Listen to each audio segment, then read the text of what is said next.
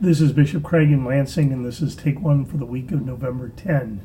Peace be with you. Tomorrow, Monday the 11th, or if you're watching this on Tuesday, yesterday the 11th, is Veterans Day. And so we take a moment to remember and to give thanks for veterans who served our country. We're beginning to give some thought as to how we as a synod might organize something for homeless veterans. So I'm grateful to Pastors John Shipman and Chris Laughlin for helping us think about that, and ask you to join me in praying for whatever plan might emerge.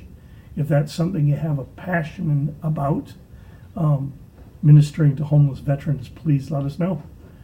Not veterans, but soldiers. Pastor Chris told me that that a ship in somewhere on the ocean, a military ship, was supposed to come home in October, and their orders have been extended to February, so they won't be home for Christmas. And the chaplain on the ship, NELCA pastor, contacted Chris and asked if there was any way that we could send care packages to the folks on the ship for Christmas. And knowing how much we really enjoyed sending cookies to Fort Leonard Wood, I said, of course we can. So I want you to take a special look at the newsletter this month. It comes out on Friday, and Pastor Chris will be including a letter on how we could help soldiers on a ship somewhere in the ocean. Sailors, I guess, on a ship somewhere in the ocean. I don't want to give too many details because I don't know what details it's okay for me to give. So I'm going to leave that to the newsletter that Pastor Chris provides the article that he provides to the newsletter. All I know is we can't send them Christmas trees because there's probably not a lot of room on the ship. So there you go. On Wednesday, I ask you to pray for our staff, the Synod staff. Every year, the executive committee gives every member of the staff a staff review.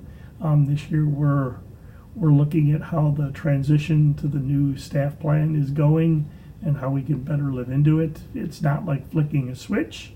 It takes time to retool. We're doing really well, but that'll be the essence of the conversation. So I invite you to keep the Synod staff in your prayers. That would be Pastor Roseanne Anderson, Pastor David Sprang, Renee Dixon, Ann Stavros, Rebecca Bossenbrook. Who else is getting reviews? Chelsea Satterley, Kathy Satterley, and me. I think that's it. So please, and then pray for the executive committee as they lead and coach and help us. And that's the Vice President, Sandy, and Secretary Chris Allen, Treasurer Dan Carter, and the Executive Committee from this member from the Synod Council, Pastor Jessica Hahn. So please remember us all in your prayers on Wednesday. And then this week the other thing I forgot to say is if you watch this on Monday, now it's too late. The Generosity Project, I've told you about it, but we're having a luncheon at the Synod office and a demonstration for how to lead the Generosity Project. And I understand there's also a gathering Monday night, but I fear it'll be too late for this video. Sorry. On Sunday, a week from today's the 10th, on the 17th, I will be preaching at Sarin in St. Joseph. Pastor Sprang will be at Trinity in Battle Creek, and Pastor Anderson will be at Hope in Marlette. So we're on the road and all over again. And so got the weather on in the background, and it sounds like it's going to be snowy. So if it's not too much to ask, please pray for the Synod staff as we travel, that we are safe, that we have traveling mercies, and that we're not silly. Going when we shouldn't. We do try to hold each other accountable to not be silly in terms of our travel, but we hate to let anybody down, and that pull is strong. So please pray. The reading for next Sunday is the one I used as the basis of my 5-minute talk during the bishop election in 2013. I used the one from Mark. This is the one from Luke, but it's about the disciples coming out of the temple in Jerusalem and marveling, what great building, what great stones, and Jesus saying, "You see these great stones? I tell you, not one will be left upon another; they all will be torn down." And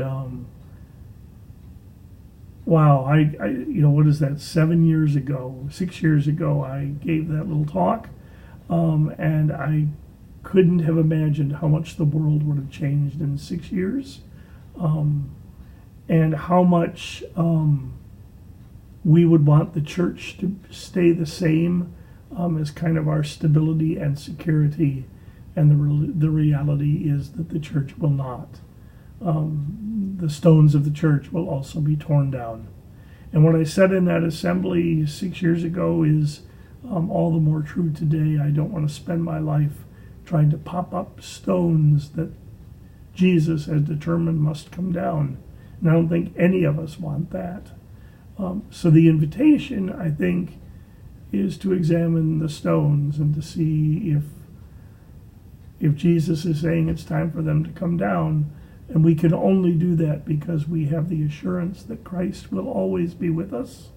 We can stand firm on his love, on the good news of the gospel, on our participation in his death and resurrection through baptism. We can only stand firm if we are continually receiving the gospel and Christ's presence in bread and wine. But we do stand firm, and we stand firm and release stones that are destined to fall, that God has willed will fall, in the confidence that God will bring, God will build, God will make something new. It may be different than it was.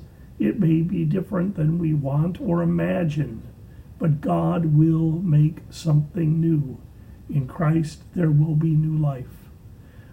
These readings, begin to sound like the end of all things as we move to the end of the liturgical year and the coming of Advent, when we anticipate and celebrate that we know the end of the story.